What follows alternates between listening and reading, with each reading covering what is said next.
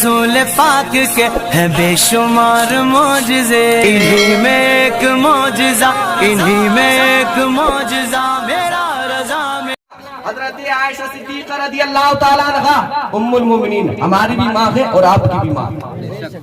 سرکار دو عالم صلی اللہ علیہ وآلہ وسلم کی شریک حیات حضرت ابو بکر صدیق رضی اللہ تعالیٰ عنہ کی بیٹی ہے، سبحان اللہ۔ حضرت عائشہ صدیقہ رضی اللہ تعالیٰ عنہ بیان فرماتی ہے کہ سرکار دو عالم صلی اللہ علیہ وآلہ وسلم کی بارگاہ میں ایک شخص تشریف لے کر کے آئے، عرض کرتے کہ یا رسول اللہ میں اپنے باپ سے زیادہ آپ سے محبت کرتا ہوں، یا رسول اللہ میں اپنی اولاد سے زیادہ آپ سے محبت کرتا ہوں، لیکن اے پیارے آقا کیا مسئلہ ہے؟ مسئلہ دراصل یہ ہے کہ جب بھی آپ کی یاد آتی ہے یا رسول اللہ تو میں آپ کو نہ دیکھوں تو میرا دل نہیں لگتا ہے، یا رسول اللہ کبھی کبھی مجھے ڈر لگتا ہے کہ بروز قیامت اللہ رب العزت آپ کو جنت عطا فرمائے گا، بروز قیامت اللہ رب العزت مجھے بھی جنت عطا فرمائے گا۔ یا رسول اللہ آپ تو حضرت آدم کے بھی سردار ہیں، آپ تو حضرت موسیٰ کے بھی سردار ہیں، آپ تو حضرت زکریا کے بھی سردار ہیں، یا رسول اللہ بروز قیامت اللہ رب العزت آپ کو آپ کی حیثیت کے مطابق مقام عطا فرمائے گا۔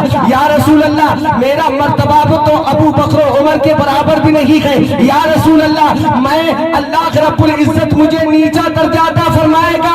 یا رسول اللہ جب میں دنیا میں آپ کو نہیں دیکھتا ہوں میرا دل نہیں لگتا ہے، یا رسول اللہ اگر جنت میں آپ کو نہیں دیکھ پاؤں گا یا رسول اللہ تو کیسے برداشت کر پاؤں گا؟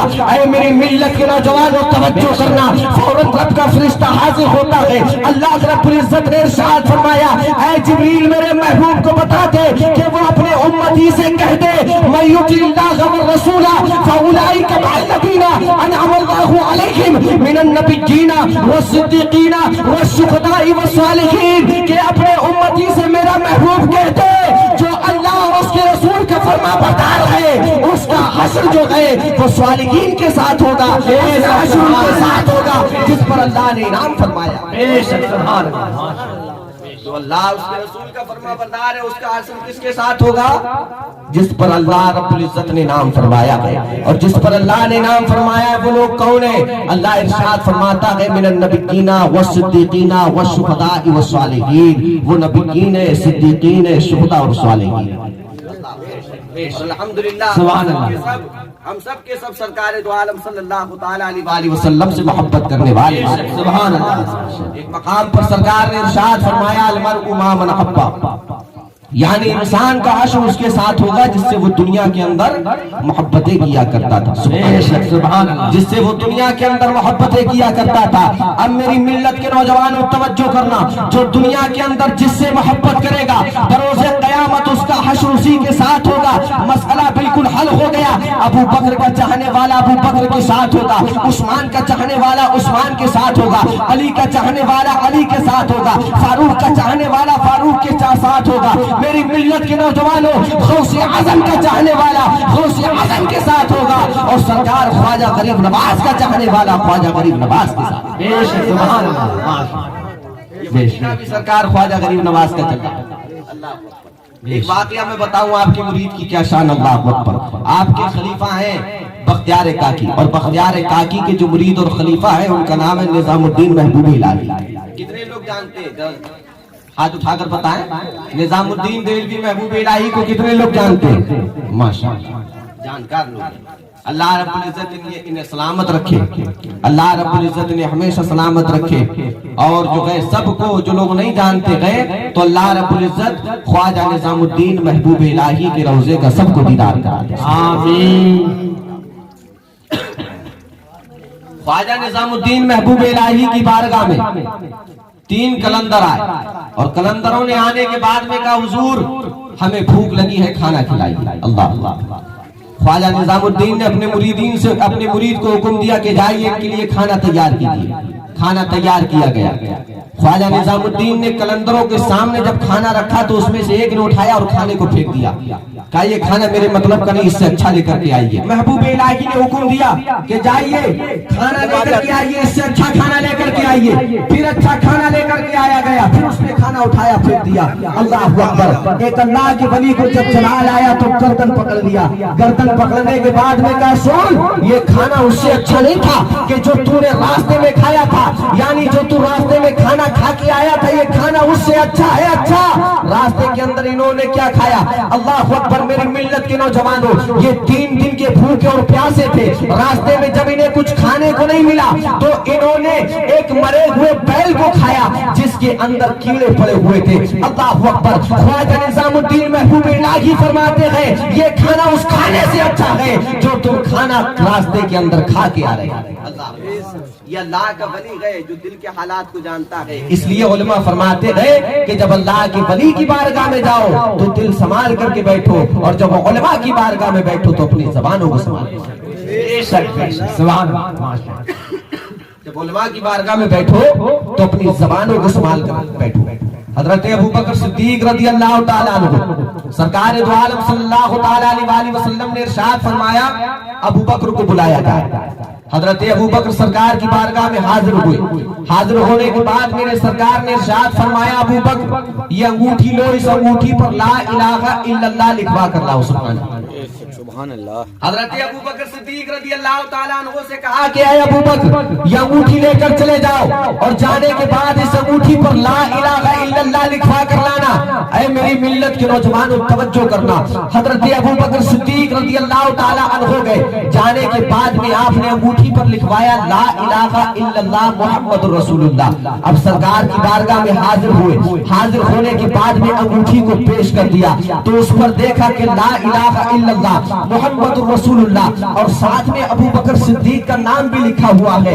اللہ اللہ. اے میری ملت کے نوجوانوں, میرے سرکار ارشاد فرماتے ہیں اے ابوبکر یہ تم نے کیا, میں نے تو تم سے یہ کہا تھا کہ اس پر صرف لا الہ الا اللہ لکھوانا, یہ تم نے محمد رسول اللہ بھی لکھوا لیا ہے, ساتھ میں اپنا نام بھی لکھوا لیا ہے. حضرت ابوبکر صدیق رضی اللہ تعالیٰ عنہ عرض کرتے ہیں یا رسول اللہ لا الہ الا اللہ میں نے لکھوایا ہے, محمد رسول اللہ میں نے لکھوایا ہے, اس لیے کہ مجھے گوارا نہ ہوا کہ خدا کے نام سے آپ کے نام کو الگ کر دوں.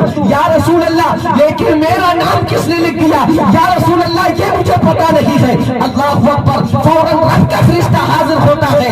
حاضر ہونے کے بعد میں اللہ کے نبی سے عرض کرتا ہے یا رسول اللہ خدا کا فرمان ہے کہ ابوبکر کو یہ گوارا نہیں ہے کہ تمہارا نام ہمارے نام سے جدا کیا جائے, اور خدا کو یہ گوارا نہیں ہے کہ ابوبکر کا نام تمہارا. تکبیر, نعرہ رسالت, نعرہ گول, نعرہ گول. ہمارے نبی کی ہے یہ شان.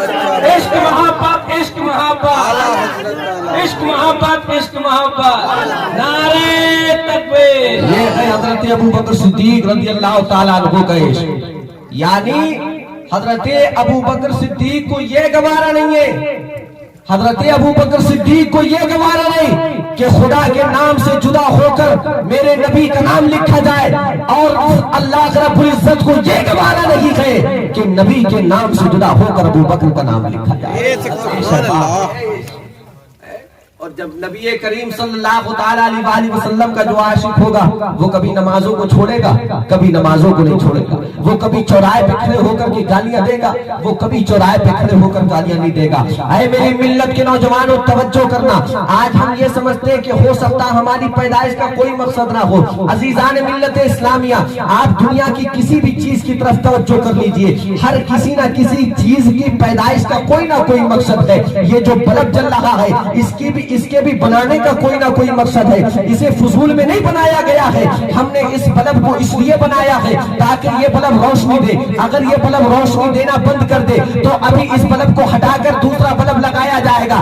اگر یہ مائک بولنا بند کر دے تو اس مائک کو ہٹا کر دوسرا مائک لگایا جائے گا. اے میری ملت کے نوجوانوں توجہ کرنا.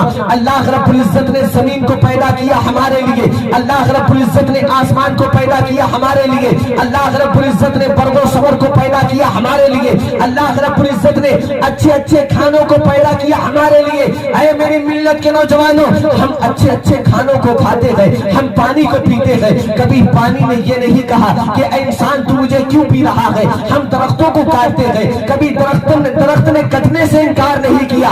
کیوں میری ملت کے نوجوانوں؟ اس کی وجہ یہ ہے، یہ درخت جانتے ہیں کہ اللہ رب العزت نے مجھے انسان کے لیے بنایا ہے، یہ آسمان جانتا ہے اللہ رب العزت نے مجھے انسان کے لیے بنایا ہے، یہ زمین جانتی ہے اللہ رب العزت نے مجھے انسان کے لیے بنایا ہے۔ لیکن بڑے افسوس کی بات یہ ہے، آج انسان بھولا ہوا ہے کہ مجھے اللہ نے کس لیے بنایا ہے۔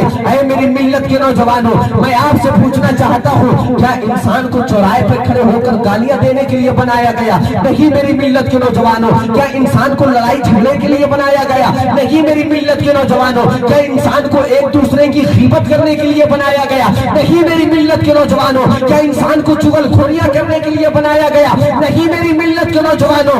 آئیے اس قرآن سے پوچھتے ہیں جو قرآن تمہاری ہدایت کے لیے آیا ہے، اس قرآن سے پوچھتے ہیں جو قرآن میری ہدایت کے لیے آیا ہے۔ اس قرآن میں اللہ نے ارشاد فرمایا وَمَا خَلَقْتُ الْجِنَّ وَالْإِنسَ إِلَّا لِيَعْبُدُونِ، کہ بے شک ہم نے جن اور انسان کو جو پیدا کیا ہے وہ صرف اور صرف اپنی عبادت کے لیے۔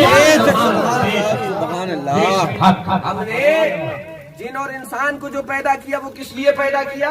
اللہ کی اللہ رب العزت فرما رہا ہے کہ ہم نے جن اور انسان کو جو پیدا کیا وہ اپنی عبادت کے لیے پیدا کیا۔ اب میری ملت کے نوجوانوں توجہ کر رہا ہے، انسان جب ماں کے پیٹ میں ہوتا تو کبھی منی کی صورت میں ہوتا ہے، اور کبھی گوشت کے لوتھڑے کی صورت میں ہوتا ہے، کبھی جمے ہوئے خون کی صورت میں، گوشت کے لوتھڑے کی صورت میں ہوتا ہے۔ پھر اللہ رب العزت ایک فرشتے کو بھیجتا ہے، ثم یبعث اللہ الیہ ملکا باربع کلمات، اللہ رب العزت ایک فرشتے کو ماں کے پیٹ میں بھیجتا ہے 4 کلموں کے ساتھ میں۔ وہ 4 کلمے کیا ہوتے ہیں؟ فیکتب حملہ واجلہ ورزقہ وشقی او سعید، وہ بندے کا عمل لکھتا ہے، اس کی موت کے بارے میں لکھتا ہے، اس کے رزق کے بارے میں لکھتا ہے، یہاں تک کہ وہ فرشتہ ماں کے پیٹ کے اندر یہ بھی لکھ دیتا ہے کہ یہ بندہ دنیا میں جا کر نیک بخت رہے گا یا یہ بندہ نیک بخت رہے گا یا بدبخت رہے گا، وہ فرشتہ ماں کے پیٹ کے اندر لکھ دیتا ہے۔ اللہ اکبر۔ میرے سرکار فرماتے گئے ثم ينفخ فيه الروح، اس کے بعد میں وہ فرشتہ ماں کے پیٹ کے اندر اس بچے کے اندر روح کو پھونک دیتا ہے۔ اے میری ملت کے نوجوانوں، جب بچہ بالکل پورا بن کے تیار ہو جاتا ہے، اب وہ خون جو مہینے پر آتا تھا عورت کو، اب وہ آنا بند ہو جاتا ہے، اب وہ خون بچے کی غذا بنتا ہے۔ اے میری ملت کے نوجوانوں، وہی اللہ کی قدرت کو دیکھیے، اللہ رب العزت بچے کے کھانے کا انتظام ماں کے پیٹ کے اندر کر رہا ہے۔ لیکن یہاں پر ایک بات غور کرنے کی ہے، آپ دنیا کے اندر ہے تو آپ منہ سے کھا رہے ہیں، میں منہ سے کھا رہا ہوں، ہر ایک انسان دنیا کے اندر منہ سے کھا رہا ہے، لیکن انسان جب ماں کے پیٹ کے اندر گئے تو منہ سے نہیں کھاتا ہے بلکہ ناف کے ذریعے سے وہ خون اس کے پیٹ کے اندر جاتا ہے۔ اسی وجہ سے بچے کی ناف کو کاٹا جاتا ہے، اسی کی وجہ سے بچے کی تڑی کو کاٹا جاتا ہے۔ اے میری ملت کے نوجوانوں، رب کی رحمت سے سوال کیا گیا، یا الہ العالمین مسئلہ سمجھ میں نہیں آیا، اگر دنیا کے اندر ہم ہیں تو اپنے منہ سے کھا رہے ہیں، ماں کے پیٹ کے اندر ہے تو ناف کے ذریعے سے کیوں؟ اللہ کی رحمت نے جواب دیا، اے میرے بندے سن لے، جب میرا بندہ دنیا کے اندر جائے گا تو اس زبان سے میرے پاک نام کھولے گا، اس زبان سے میرے محبوب کے پاک نام کھولے گا۔ میری رحمت نے یہ گوارا نہیں کیا جس زبان سے وہ میرے نام کھولے، جس زبان سے وہ میرے محبوب کو نام سے نام کھولے، میں اس کی زبان کو ناپاک خون کے ذریعے ناپاک کر دوں، یہ میری رحمت کو گوارا نہیں ہوا، اس لیے میں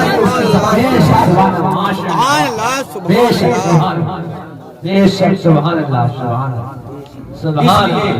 اس لیے میں نے اس کی زبان کی، اس کی ماں کے پیٹ کے اندر حفاظت کی ہے۔ اب میری ملت کے نوجوانوں توجہ کرنا، اب انسان گالیاں دیتا ہے تو گالیاں دینے سے زبان ناپاک ہوتی ہے، انسان چغل خوریاں کرتا ہے، چغل خوریاں کرنے سے زبان ناپاک ہوتی ہے، انسان غیبت کرتا ہے، غیبت کرنے سے زبان ناپاک ہوتی ہے، انسان شراب پیتا ہے، شراب پینے سے زبان ناپاک ہوتی ہے۔ اے میری ملت کے نوجوانوں توجہ کرنا، جب اللہ رب العزت نے تمہاری زبان کی حفاظت تمہاری ماں کے پیٹ میں کی ہے تو تم پر لازم اور ضروری ہے کہ تم اپنی زبان کی حفاظت دنیا کے اندر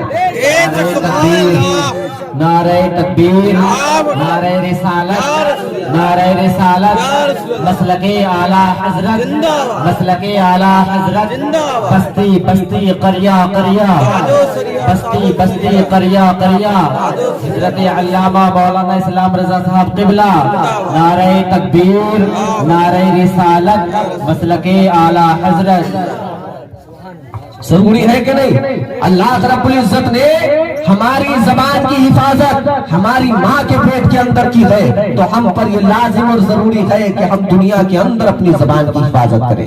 سرکار دو عالم صلی اللہ تعالی علیہ وسلم نے ایک مقام پر ارشاد فرمایا، من اکلا من هذه الشجرة المنتنة فلا يقربن مسجدنا، جو اس بدبودار درخت سے کچھ کھا لے وہ ہماری مسجدوں کے قریب نہ آئے۔ اللہ اس کی شرح کرتے ہوئے مفتی احمد یار خان صاحب نعیمی فرماتے ہیں کہ اس سے مراد یہ ہے کہ انسان اگر کچا لہسن کھا لے تو کچا لہسن کھانے کے بعد مسجد میں نہ جائے، انسان بیڑی پینے کے فوراً بعد مسجد کے اندر نہ جائے۔ کب تک نہ جائے؟ جب تک کہ اس کی بدبو نہ ختم ہو جائے، جب تک کہ اس کی بدبو نہ ختم ہو جائے۔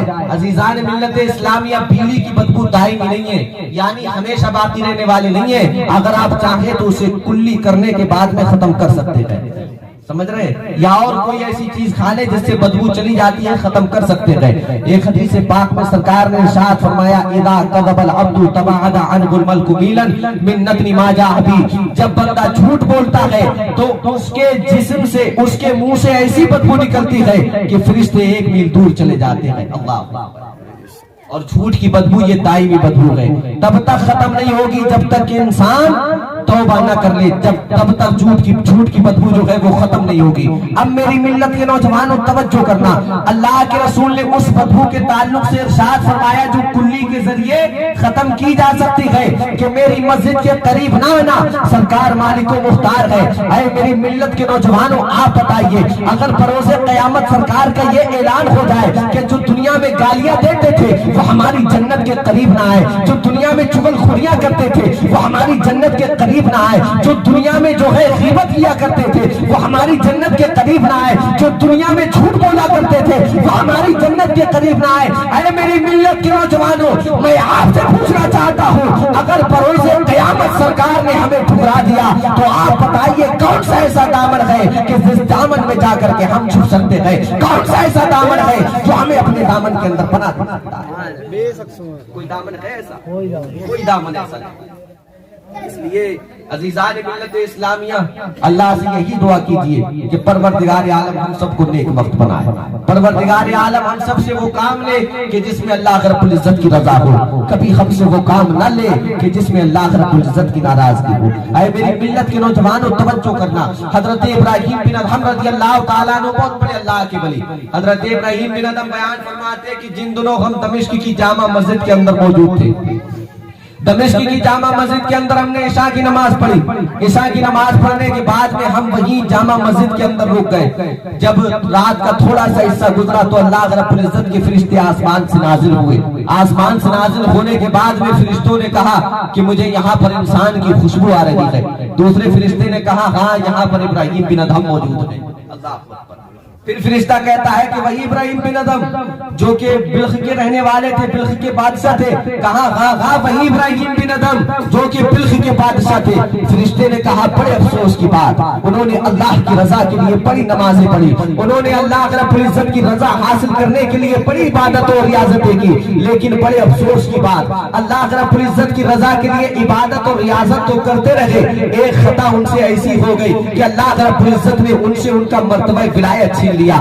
اے میری ملت کے نوجوانوں، وہ فرشتہ پوچھتا ہے کہ آخر ان سے کون سی ایسی غلطی ہو گئی، آخر ان سے کون سی ایسی خطا ہو گئی کہ جس کی وجہ سے اللہ رب العزت نے ان سے ان کا مرتبہ ولایت چھین لیا۔ اے میری ملت کے نوجوانوں، وہ فرشتہ بیان کرتا ہے، وہ اللہ رب العزت کا فرشتہ کہتا ہے کہ جن دنوں حضرت ابراہیم بن ادھم دمشق کے اندر رہتے تھے، یعنی بصرہ کے اندر موجود تھے، تو آپ نے بصرہ کے اندر ایک کھجور والے سے ایک کھجور को खरीदा। खजूर खरीदने के बाद में जब आप लेकर के चलने लगे तो रास्ते में एक खजूर पड़ी हुई थी। आपने एक खजूर को उठाया, उठाने के बाद में साफ किया, साफ करने के बाद में उस खजूर को खा लिया। अरे मेरी मिल्लत के नौजवानों, तवज्जो करना, वो रब का फरिश्ता कहता है कि जैसे ही हजरत इब्राहिम बिन अदहम ने उस खजूर को खाया है तो अल्लाह रब्बुल इज्जत ने उनसे उनका मर्तबा विलायत छीन लिया है। अल्लाह अकबर। अरे मेरी मिल्लत के नौजवानों, आज हम इस बात पर ताज्जुब करते हैं कि